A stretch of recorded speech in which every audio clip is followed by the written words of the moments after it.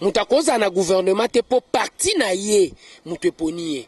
Et c'est ce qu'on est en train de refuter. Il faut nécessairement mutaza na gouvernement pour Premier ministre mutaponiye. Mais biso nyonso, et je suis d'avis, ce n'est seulement pas l'affaire de l'UDPS, au Lamuka, au MLC, c'est l'affaire de tous les Congolais.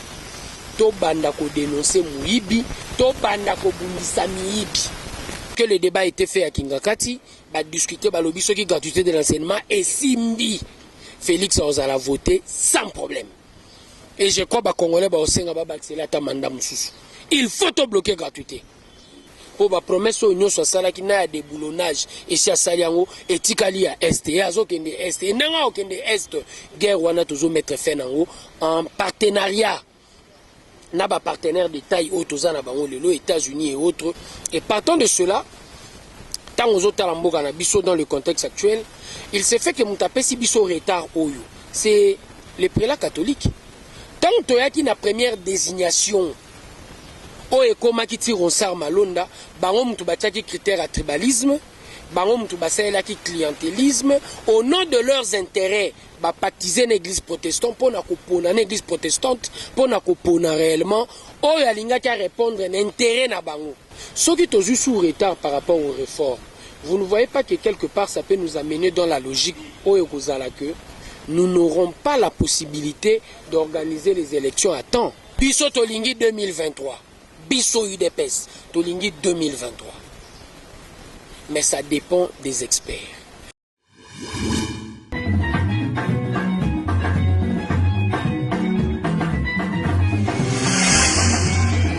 Bonjour à vous, chers abonnés de DKM Pro TV, grande est ma joie. Ça a toujours été d'ailleurs ainsi quand je me tiens devant vous pour vous parler de l'actualité, pour vous parler de ce qui se passe au niveau du pays, même à l'extérieur, bien évidemment. Nous sommes là toujours pour vous informer et ça, c'est notre devoir, c'est votre droit d'être informé par DKM Pro TV.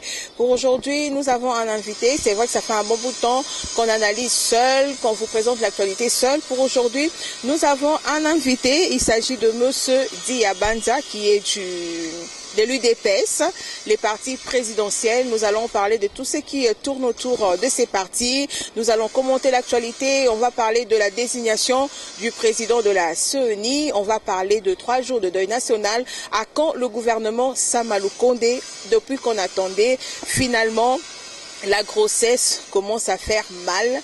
La grossesse a dépassé son terme. À quand l'accouchement du gouvernement Sama Lukonde? Et je vous l'ai dit, nous avons Monsieur Diabanza avec qui nous allons commenter l'actualité. Bonjour. Bonjour. Vous êtes cadre de l'UDPS ou encore vous êtes secrétaire national chargé de pêche, c'est ça, agriculture et élevage. Je ne sais pas si je l'ai bien dit. Ouais, je suis honoraire, ça fait longtemps. Dans le gouvernement actuel, je ne suis plus. Dans le gouvernement de Kabound, j'y étais. Et aujourd'hui, je ne suis plus membre de l'exécutif, mais je reste membre du parti et cadre du parti. Et en tant que tel, je peux réellement donner le point de vue qui est le nôtre par rapport au sujet d'actualité. Voilà, nous sommes là, il y a DKM Pro TV, nos abonnés. Nous vous avons dit, chez nous, nous faisons YouTube autrement, on les fait de façon intelligente. Biso tozawana te pona o ya finga ki wazong sa ki boy. Biso tozawana pona ko informer bino. Alors tozui lelo muta UDPS, tozwa ki PPRD, tozwa ki UNC. Lelo tozui muta UDPS famille présidentielle, parti présidentiel allais-je dire. Bazoko kamakambute binomo bobaki bokomelenga bobi UDPS ezoko kamakambute Sama Lukonde gouvernement depuis to banana likam to banda moko to banana na gouvernement Sama Lukonde. À quand la sortie du gouvernement Sama Lukonde? Toyo kaki balobi pour 8 postes UDPS azo présenté 100 candidats. Qu'est-ce qui se passe binomoko entre binobozo kanate? Te eza kozanga koyo kanate mutu. Et ça, là, que tous en a 135 candidats, c'était peu. Parce que nous avons estimé même que nous en aurons 4 000 ou 10 000. Pour un parti qui est réellement composé de millions de membres, ce qui pour 8 postes, Batoubaza 135. Donc, et nous, par poste, il y a pratiquement 13 à 14 personnes. C'est peu. Mais Soko Tali Congo, pour un seul poste aux équipes présidentielles, on a eu pratiquement 33 candidats. Donc pour un poste de 33, ceux qui ont eu des PS 13, c'est peu. Et je remarque quelque part que émulation, ils ont diminué. Bisso, j'encourage encore de combattants parce que je leur demande, il faut tout bâtir sa nombre. La chose la plus importante, ils ont nombre à bateau, ils ont besoin aux postes, mais ils ont la procédure que nous mettons réellement en fonction pour toyeba kopona baïba kotikala. Même le Christ, pour nos disciples, il en avait tout au début, je crois, plus de 700 personnes. Mais à la fin, pour Akoka Kozwa, nombre bateau batikala qui 12 agina ba critères nae. Et j'estime la chose la plus importante et ba critères pour commission, il y a gestion d'ambition et zawana et la commission est en train de faire très bien son travail pour retenir kaka ba combo oyo toko présenté et puis pour Nabiso Ezalaki déjà présenté, ce n'est pas l'UDPS qui est en train de bloquer, mais il y a d'autres mouvements qui étaient en train d'estimer ce ba pêche jamais. Pêche on a géré une partie ba balinga ngote. Pêche te faut ka budget. Budget kuna to yebisa ba ka ba papier mais pour nini bolinga budget. Et nous étions en train de comprendre que la définition de la politique chez nous dans plusieurs têtes eza mbongo. Et au nom de l'argent, bazoluka ba ministère juteux. Et c'est ce que l'on ne veut pas. Tolini penda ba pratique wane kufa. Et vous le savez, nul n'est sans ignorer, ba mouvement où ezolinga ministère à budget. Et un autre élément, il y a aussi cet élément où nous avons remarqué nos partenaires. Yasika, Kosenga Boeb Sabango, il y a un pouvoir discret. Partenaire à Sika, c'est-à-dire Bazana Kate Batoto Kutena Bango, ou Anakata Union Sacrée. Bozoeb Sabango, très bien que il y a un pouvoir discrétionnaire du chef de l'État que nous devons réellement respecter. C'est la première institution de la République et cette institution, nous tous, photo tchango na place esengeli poso ki to kabwani na FCC pour FCC zai ko comprendre quel est le rôle que joue réellement le chef de l'État pour la gestion de la République. Bazai ko humilier la fonction, on bazai ko kansa bazo humilier la personne de Félix Tshisekedi, mais c'est la fonction. Il y a président de bazai ko humilier et quant à ceux, nous étions dans l'obligation de rompre, mais tolingi bato asikatoza na bango bayeba qu'on respecte le rôle wana importance il y a poste wana mais nous remarquons pouvoir discrétionnaire balingi banyata po baloba que totinara kombo moko te mutu faza na gouvernement pour premier ministre mta choisir ye muta koza na gouvernement te pour parti na ye mutu ponier. Et c'est ce qu'on est en train de refuter. Il faut nécessairement mta na gouvernement pour premier ministre mta ponier, mais parti faut tinda 3 combos. Toboyi pe konyata rôle ya parti mais toboyi parti a un rôle prépondérant sur le premier ministre et yango tozo senga ba parti wana batinda 3 combos et je crois d'ici là ils a déjà marambezo kende na Osimba lobby ou mercredi le gouvernement sera là. Lobby ou mercredi le gouvernement sera là. Donc au niveau à UDPS, si je comprends bien, Bino déjà boza sous na problème té. Donc tikali kara côté à ba partenaire na Bino mususu ndebati na ba kombo na bango. Entre-temps hier, nous avons suivi, moi j'ai vu un tweet na monaki on a groupe moko babi Kabuya à lobby boé. Gouvernement ezo mais la po balingi pe représentativité à la femme na gouvernement wana. C'est comme si UDPS a besoin excuse té lelo bolobaki 8 postes pour 135 non lelo komio ezo mais la po na représentativité à femme na gouvernement au lobby et à la raison ni. La représentativité de la femme est à dernier réglage. Et ça, dernier réglage. Nous sommes dans l'obligation réellement de respecter cette dimension. Cette dimension est comment je dirais, c'est de la discrimination positive. Nous en avons besoin pour créer émulation chez la femme dans la gestion il y a choses publiques. Mais toutefois, le problème réel, il y a blocage et Vandaki en premier en termes de la gestion des ambitions par rapport au groupe où ils ont constitué Union Sacrée. Il y a un qui est important. Netelo quoi nous a déjà débloqué. Réglage par rapport à la femme, je crois, c'est pas grave. Parti na parti et barotinda même chez Bisso na première liste la femme avait réellement posé problème et Bisso Peto Bongisa ont déjà Totindaki c'est sûr que le premier ministre va voir et apprécier pour à la fin à présenter devant le président de la République dès son retour. Okay, le premier ministre va voir et apprécier donc vous reconnaissez l'autorité du chef du gouvernement qui est Samalou Kondé, lui va apprécier au lobby dans 2 ou 3 jours gouvernement et Kobima vous avez aussi tenu compte il tiendra sûrement compte il y a un ministère ministère régalien, chef de l'État, ça ne va pas poser des problèmes parce que Botika il a 2 ans. C'est totalement bien, Botika il a 2 ans. 2 ans et demi, c'est peu. Botika il a 2 ans et demi, et Zamoukie, il a 2 ans et demi, wana. Boroloba, FC Sazana Bino Sousute. Borolobate que, ils ont des retards, il y a, Borozwa sous excuse, parce que nous savons que UDP, c'est un parti qui va des excuses en excuses. Au Moni, il y a un élément de taille dans mon pays. Et comme ça, l'on a 2 fois passé. Mais dans l'année mission, au lobby, une introduction, hein. Chaîne Nabino, et la chaîne Yamafingate, vous voulez faire réellement YouTube autrement. Mais l'essentiel, la critique au lingo pesa na ngongo yo. Et ça, bateau basala à YouTube, il y a moins salité, pour ne pas dire salité. Il y a provocation, c'est les termes que j'ai cherchés. Il y a provocation, Moutoubaran a tendance à roloba contre l'UDPS. J'ai dit ceci. Non, parce que les personnes se plaignent. Pour UDPS, Aza toujours n'a pas excuse. Parce que moi j'ai suivi, il y a la semaine passée, FCC et commis lettre et lobby et que ça la partie d'un gouvernement Oyoté. Donc, tant que ça makamna bino bota FCCT. Donc, ce qui veut dire que vous n'avez pas d'excuses. FCC sokol maboko a bois qui n'est na makambuna bino. Kocha ko FCC sali lettre les antinate parce que le FCC parmi le mouvement que le président a consulté, Bazalaïté. Et c'était clair pour nous qu'on ne va plus faire avec eux. Au IEBI, aux journalistes d'investigation, et c'était déjà une information à la portée du Congolais, que le FCC à la fin, jour président Yambi Bango, proposa Kibiso, Tokabwana, 50-50, président à Panza Coalition T. Mais le président a refusé. Il a dit, niet, je continue. Il fallait même dissolution, parce que je n'ai pas confiance à cette partie. Il fallait dissolution pour tout rajeunir et tout changer la classe politique actuelle. Parce que nous remarquons même le partenaire aujourd'hui. Il y a de ceux-là qui sont en train de se trouver pour passer à la politique.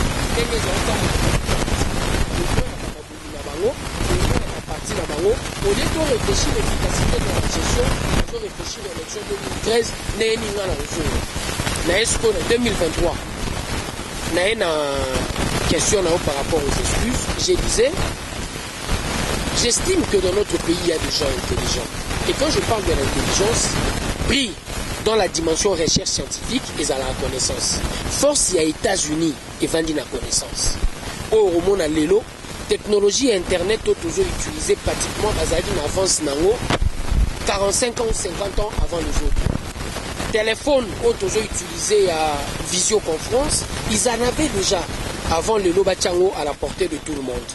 Et je vois cette force-là, pour la vérité et la connaissance, nous en avons besoin nous aussi, pour tout ça, la bon diagnostic dans Makambo Etali, gestion de la République. Mais notre vrai problème, les amis, on a tendance à rester émotionnel.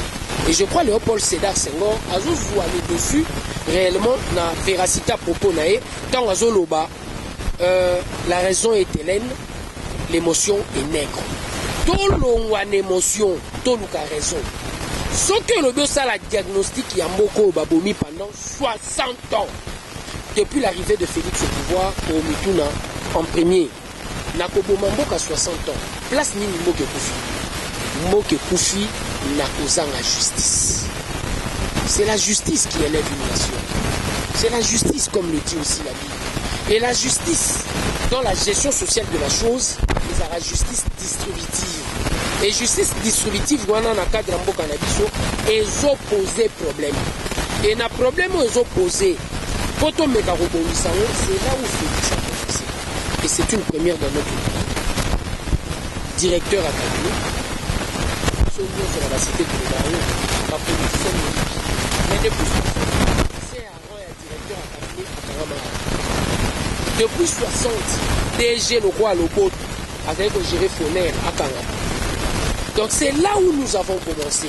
Et en dehors de cela, il fallait réellement par le symbole donc pour le système. Animateur, parce que je me dis, il ne suffisait pas d'animateur géré pendant 18 ans, mais il faut aussi mentalité à l'homme politique actuel échanger. Il y a des apports qui sont besoin de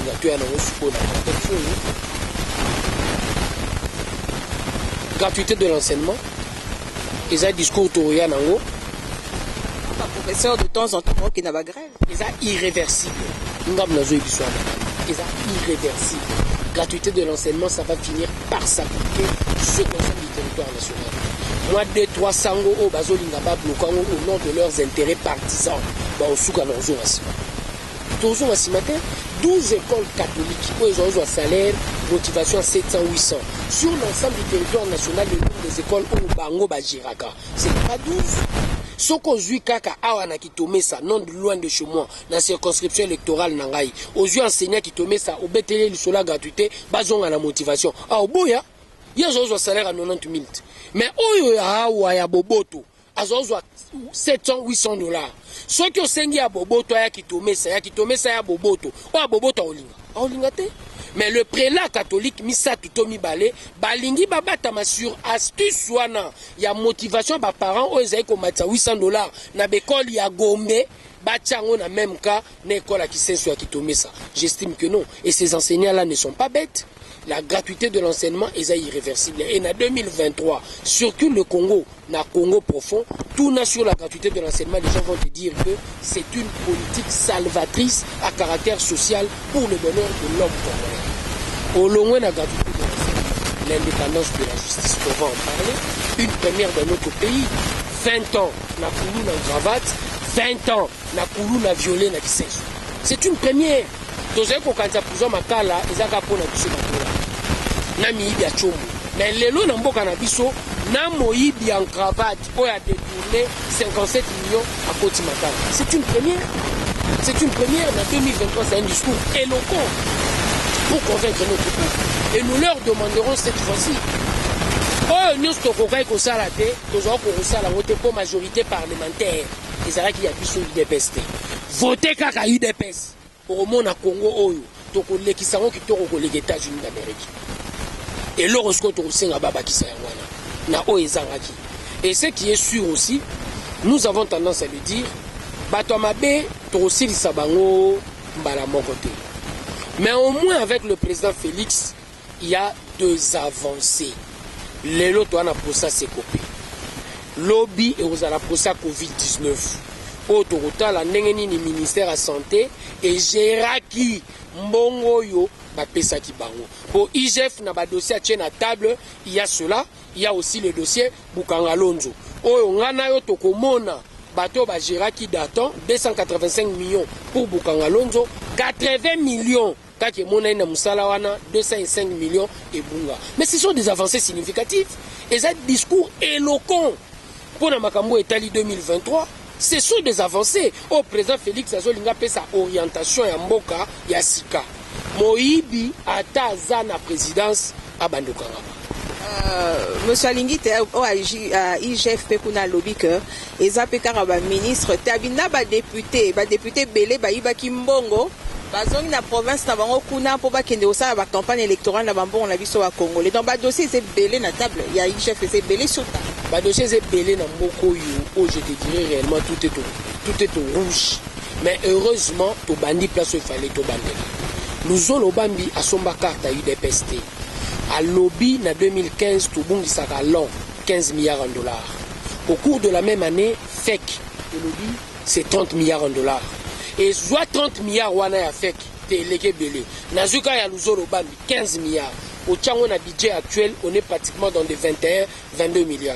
Et avec 20 milliards, oh, il y a un programme, il y a moi Namboka Félix Tshisekedi, éradication de la pauvreté. Ils ont déjà atteint.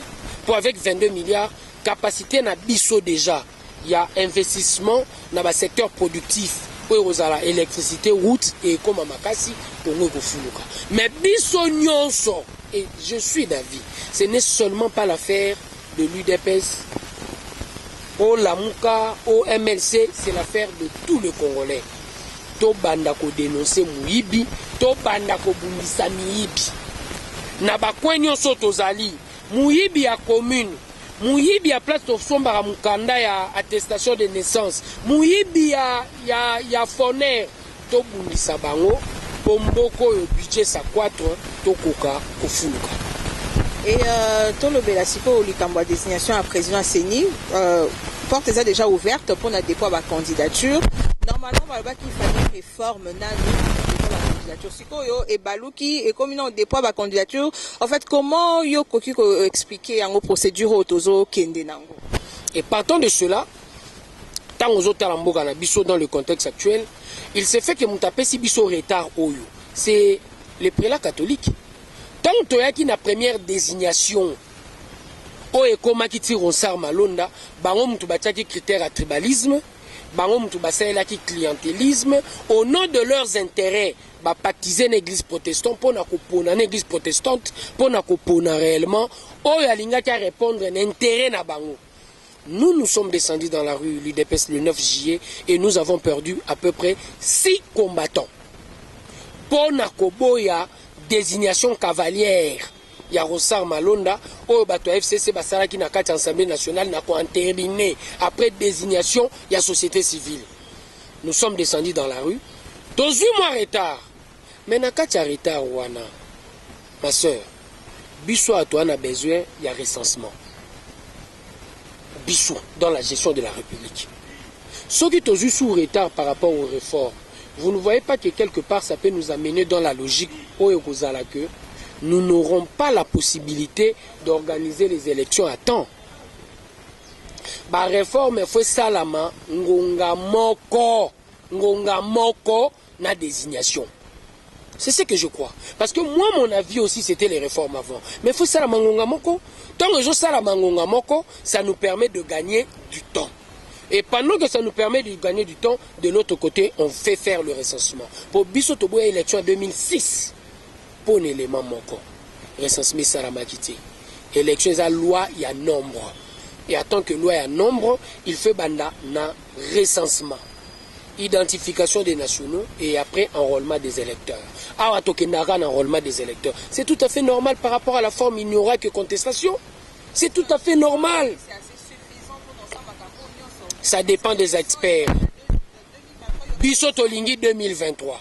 Bisso UDPS Tolingi 2023. Mais ça dépend des experts. Et je crois quelque part que les Congolais, dans l'objet sous ne bandela émission n'a insisté sur tout ça là YouTube. Et pour ça la YouTube de façon intelligente, ça n'empêche pas de poser certaines questions. Parce que moi je représente la population, je suis là, je prends les questions de la population pour n'en y autour de ma question. Et ça dit que ceux qui osent se sentir mal à l'aise par rapport à une question que mon émission n'est pas de façon intelligente, c'est une question que n'a ramené. Loin de moi l'idée de vous attaquer. Loin de moi l'idée de remettre en cause le propos, il y a introduction. Mais tant que Nazoloba, au sein de YouTube, je regarde directement la majeure partie de la population congolaise disséminée sur la planète Terre. Non, mais tu as la logique nini. Et permettre Bissoto la vérité au centre de notre préoccupation. Et la vérité au centre de notre préoccupation est que aider Bissoto a le bon diagnostic. Et en cherchant le bon diagnostic, il y a une ligne à l'obanine. L'introduction na yo, tant que je suis solo ya kusala YouTube ndenge mususu. Et zo comme l'intellectuel congolais, au lieu azala na raison, il y a une émotion. On ne peut pas développer un pays sans oeba nombre batu bazala na kati mboka na yo. Le recensement est obligatoire pour planifier le développement.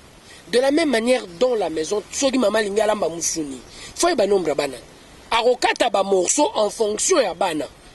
De la même manière pour l'État, quand on veut planifier le développement, vous devez maîtriser la démographie. Et comment pouvons-nous maîtriser la démographie? Ceux qui n'ont pas quitté, que ça le recensement. Na Bible, on a commis 2000 ans avant notre ère. On a qui s'en a robot à Yesu, Joseph na Maria, bakenda ko ça le recensement pour baye bake Yesu abotami. Mais biso banda na bandi classe, na silisi, université, lisolo ka moko tozara 80 millions. Est-ce que faut tout tika na lisolo 80 millions? Estimation en Boujarate. L'heure a sonné où nous devons réellement connaître le nombre de Congolais. Et en second, à l'est de notre pays, il y a une insécurité au Lelo et au Sala de 94 jusqu'à ce jour. Pratiquement 27 ans. Et 27 ans d'insécurité, Poto Lukato Sili Sayango. Le recensement peut nous aider à comprendre réellement à l'Est qui est congolais et qui ne l'est pas. Nous en avons besoin. Ils ont répondre peine à besoin d'ordre sécuritaire. Pour après recensement, on va identifier les nationaux. Les soleils à Moutoumsou sont à Rwanda. Aya obete la biso za congolais ezala. Tendenge sala magna James Kabarebe. Chef d'état-major chez nous, chef d'état-major au Rwanda. Nous en avons besoin d'avoir un fichier sur le recensement. Aux intellectuels, nous surtout congolais, quel que soit son bord politique, il faut à défendre. En dehors de cela, Tosali 3 cycles d'élection et à chaque fois Tosali l'élection contestation Zozala. Même quand il faut parler réellement du découpage territorial, du découpage, il y a circonscription électorale. On le fait en fonction de quoi? Parce qu'on ne connaît pas le nombre de Congolais. Bazoye bisabiso ke na est batu bazé belé mais guerre ya makasi ya Congo zapi na est. Parce que est ngo batu basila raté ndengeni. Tout ça nous devons voir ça. C'est important pour nous, mais sans pour autant conditionner l'organisation des élections 2023 par rapport au recensement. Au moins il y a l'autre vendre la biso UDPS. Et c'est un élément de taille déjà tokotika awa na Congo. Na 10 ans à gestion à Félix, recensement et comme régulière. Ce na lobby awa et comme on a des missions na ce na lobby comme on a des missions na loba qui puisque au lobby makambo est. On a comme l'impression que le président ne tient pas, en fait, il réalise pas ses promesses. Président Félix, il faut nommer ministre Moro chargé de la réalisation de promesses parce que la promesse c'est surtout à réaliser en côté. Nzembo Moro be uti ko bima biso sozoyo kangwa tu nandenga mabete abinandenga mabete président okende ko fanda nini mukoloni ni kuna na est depuis prometa akoya kozana bino ensemble tisikoyo mukonini la recensement de Arokende kuna to azozela après tant la campagne électorale d'azonga susukuna kuna mkoni. Avant 2023, le président a ouvert dans l'Est. Ça c'est évident. Pour Nanini, il y a un élément de taille, madame. Tozala qui a en Ranayo na Kinshasa, nous étions en train de voir partenaires Nabiso de taille qu'on bloquait tout ce qui devait être réellement les options. Il y a gouvernement pour la gestion de la République. Bah discuter na kati ya gouvernement, na conseil des ministres sur bah nomination bah juge. Bah pesi yango premier ministre. Akende kotala ndenge nini protocolairement ko salama. Premier ministre aketuna kingakati après avoir kotuna kingakati a bloqué. Et tu crois réellement que Balinga qui Balinga n'est pas ministre en fonction par rapport à EPST, basé qu'on bloquer gratuité de l'enseignement. Basé qu'on bloquer gratuité de l'enseignement. Parce que le débat a été fait à Kingakati, bah discuter bah lobby qui gratuité de l'enseignement et Simbi Félix a voté sans problème. Et je crois bah Congolais bah aussi bah c'est là ta mandat mususu. Il faut te bloquer gratuité.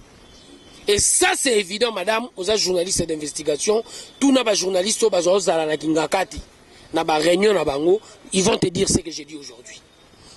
Partant de cela, ba Kembo et la Lodge, ba lever option pour nous bloquer. Ba blocage Joana Nyonso, Ezaï Kocha président en difficulté. Ya koyeba que promesse na à est, ou eza promesse de taille ya campagne. Pour se réaliser facilement, il faut en premier lieu à Kokako débloquer l'élément, il y a blocage par rapport aux options, il y a conseil de ministres. Chose faite. Et comme c'est déjà chose faite, soit un certain gouvernement Samaloukoun des Obima, et ça n'a pas plus de 2 mois, président Arozala na Est. Na Olobabo Epo na Nini. En dehors, il y a Kolobango en public. J'ai vu le président discuter avec des gens, place Nganaza, qu'au bêta l'isolo que d'ici là, Bissonnion Sotozo Kende, et il va le faire. Na eu des pèses, toi na likamoto lobaka, promesse à Félix et pour la rater. Pour la rater, mais où me la pas déboulonné. Et tant à l'obaki batuba sekaki. Et na landi, nos adversaires politiques ne bazao seka. Poton di magaza mobali, a nommé Baji à cour constitutionnelle, chose faite. Poton di Makaza Mobali, là je parle de promesse, hein, a nommé na armée, chose faite. Poton di Makaza Mobali, total ndenga au sala remplacement na armée, chose faite. poto ndimakaza mobali akabwana na FCC, chose faite. Et lelo na ebisio na ba promesse ministre wana za importante pour ba promesse onyo so sala ki na de boulonnage et si asali yango etikali ya est ya zo kende est ndanga okende est guerre wana tozo mettre fin nango en partenariat na ba partenaires de taille autoza na bango lelo États-Unis et autres. Je t'assure madame, la paix va revenir avant 2023 et grâce à cette victoire est wana nyonso ko comprendre que c'était l'homme qu'il fallait. La vérité doit être au centre de notre préoccupation. C'est la chose la plus importante. La vérité est yango mutu ezali, eloko ezali. Sur le plan politique, si vous êtes capable de faire le bon diagnostic, bo pousse à la pembeni eloko ezali. Eloko ezali eketinda biso toza na attitude na comportement oyo ko permettre Congo efuluka. Et la vérité dans la relation avec l'autre est la sincérité. Sincérité permettra unité na cohésion. La vérité dans la gestion gouvernementale est la transparence. Et transparence se permettra à des gens, à peuple. Biloko wana nyonso tout réuni et ko permettre Congo et la mboka et ko lekane États-Unis. Tozo la vérité neti socle ya ba acte nyonso to lingi to poser pour mboka na biso et kende liboso. Merci beaucoup, Monsieur Diabanza. Merci à tous les abonnés de DKM Pro TV. Merci à toi, Jevanchin Singhi, qui est à la prise de vue, à la prise de son et au montage. Merci à tous mes abonnés. Merci de liker l'émission. Merci de partager et puis de commenter cette émission. On se retrouve prochainement, Inch'Allah, avec un nouvel invité. Au revoir.